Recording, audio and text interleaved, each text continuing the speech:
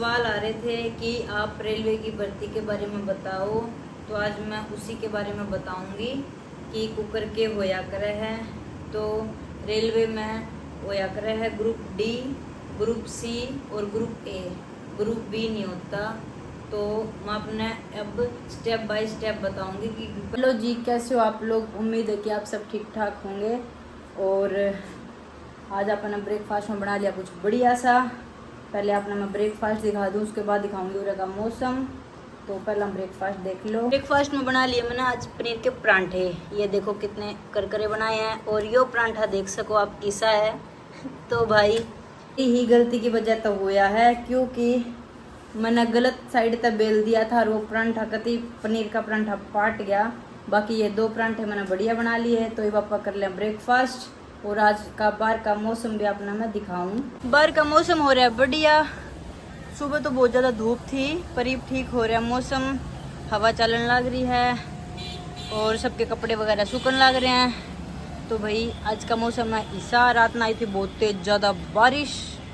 First कर ले और उसके बाद में जो बहुत सारे सवाल थे उनके बारे में आज मैं आपने जानकारी दूंगी, जो बहुता खातर फायदे की चीज़ है। भाई खाना वगैरह लिया खा। और आज अपन खाए थे पनीर के परांठे। आप तो दिखाया भी था, प्याज और पनीर के परांठे खाए थे दिन में भी और ईद भी। तो आज आप बताऊंगे रेलवे की भर्ती के बारे में, क्योंकि बहुत सारे सवाल आ रहे थे कि दीदी रेलवे की भर्ती के बारे में बताओ। आप स्टेप बाय स्टेप ही बताऊंगे कि कुकर के होया करे है। तो रेलवे में भर्ती होया करे ग्रुप डी, ग्रुप सी और ग्रुप ए। रेलवे में बी ग्रुप में कोई भर्ती नहीं होती। जो सी वाले होते हैं वो प्रमोट होया करे ग्रुप बी में। तो पहले तो ये चीज़ है। तो ई बापा ग्रुप डी के बारे में आप तक बताऊँ। ग्रुप डी का क्या है ना कि ग्रुप डी में पहले तो एज बताऊँ आपने। मैं एज होया करे 18 से 36। 18 से 36 एज के होया करे ग्रुप डी में भी पेपर दे सके हैं। और 10वीं पास होना चाहिए, ठीक है। उसके बाद में इसमें जनरल नॉलेज के क्वेश्चन आया करे, मैथ आया करे है और रीजनिंग वगैरह ये सब आवे हैं। तो अपन अगर अपन 10th और 12th अगर अच्छे तरह ध्यान लगा कर अपन पढ़ लिया तो अपन रेलवे का पेपर क्लियर कर सके हैं 99%, क्योंकि उसी में तय निकल कर क्वेश्चन रेलवे दिया करे। रेलवे का इतना ज़्यादा हार्ड पेपर नहीं होता।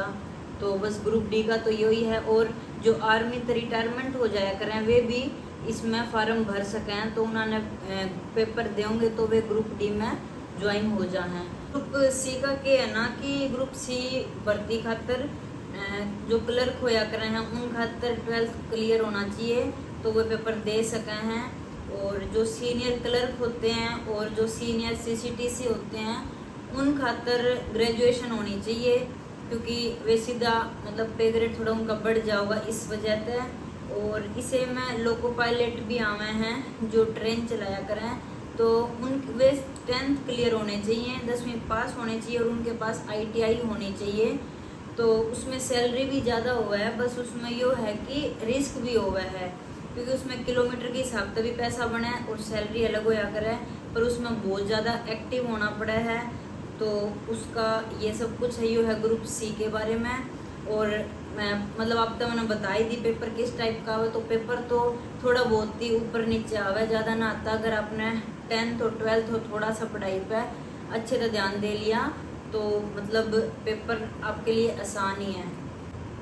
तो भाई जो ग्रुप ए का क्या है कि जो UPSC वगैरह करे हैं, तो जो टॉपर होया करे हैं उन्होंने वे IAS बना दे हैं। और उसमें जिनकी कम रैंकिंग होया करे तो उन्होंने रेलवे में भेज देवे हैं ऑफिसर के उससे। उन्होंने पूरे रेलवे में ऑफिसर बना दे हैं। और ऑफिसर की भी बहुत ज़्यादा पोस्ट होया करे हैं अलग अलग।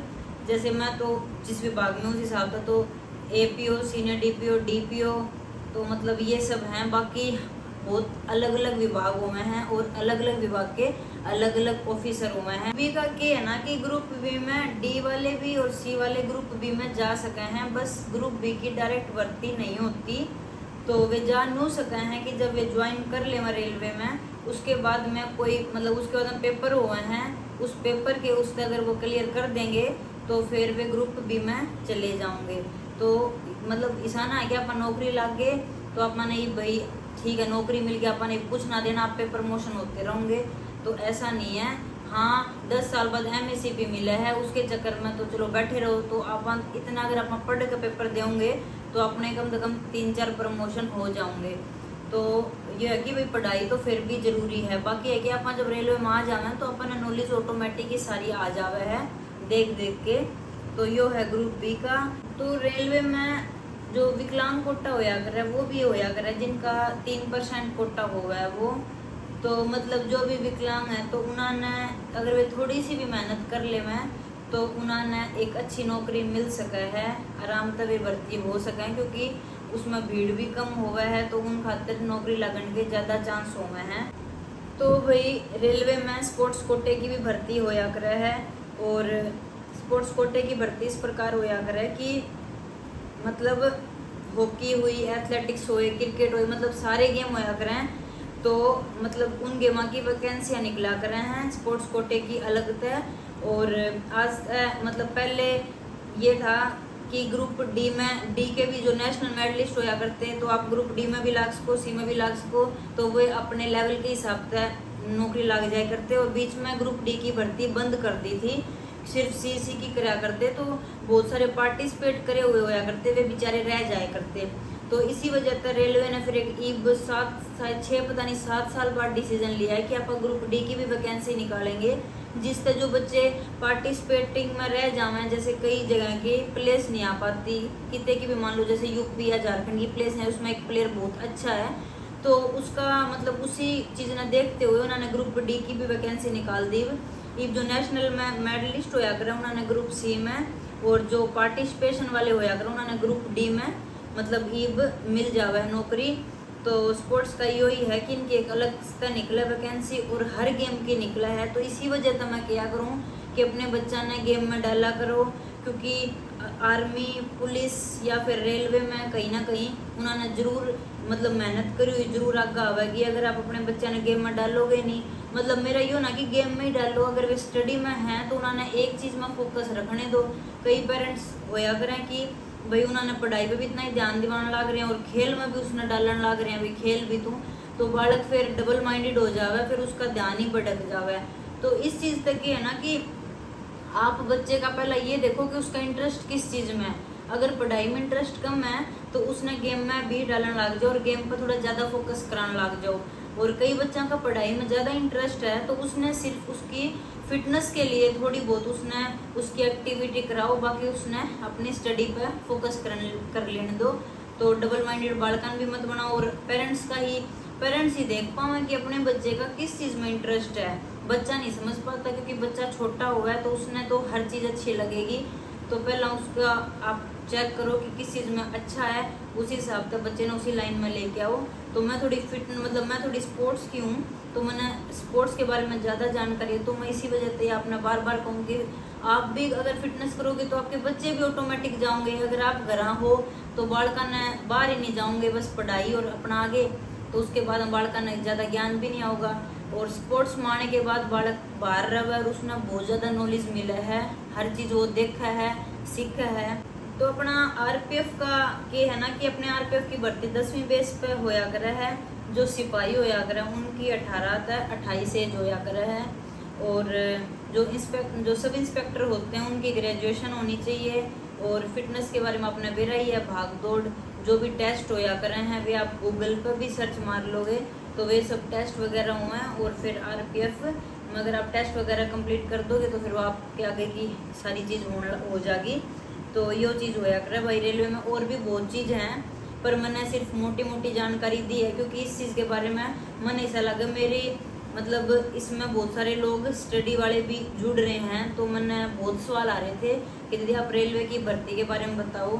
और अब जब भी भर्ती निकलेगी रेलवे की, मतलब जब भी निकलेगी, जितनी भी निकलेगी, इब निकली भी थी 34,000 कुछ भर्तियाँ इब निकली थी तो उनके फार्म भर चुके हैं और मैं आपने बता नहीं पाई। पर अब आगे आरपीएफ होया या फिर स्पोर्ट्स कोटा होया या फिर स्टडी बेस पर होया, जितनी भी भर्तियाँ निकलेंगी तो मैं अपने व्लॉग में आके ज़रूर अपडेट दूँगी कि इतने दिन के बीच में फार्म निकले हैं, क्योंकि उनकी भी लिमिट होया करे। नून है कि फार्म एक एक डेढ़ डेढ़ महीने तक आप भर सको हो।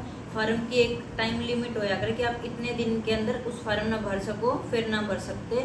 तो जब भी फार्म निकलेंगे रेलवे के किसी भी चीज़ के, तो मैं आप लोगों ने जरूर इन्फॉर्म करूँगी ताकि आप लोग वे फार्म भर सको।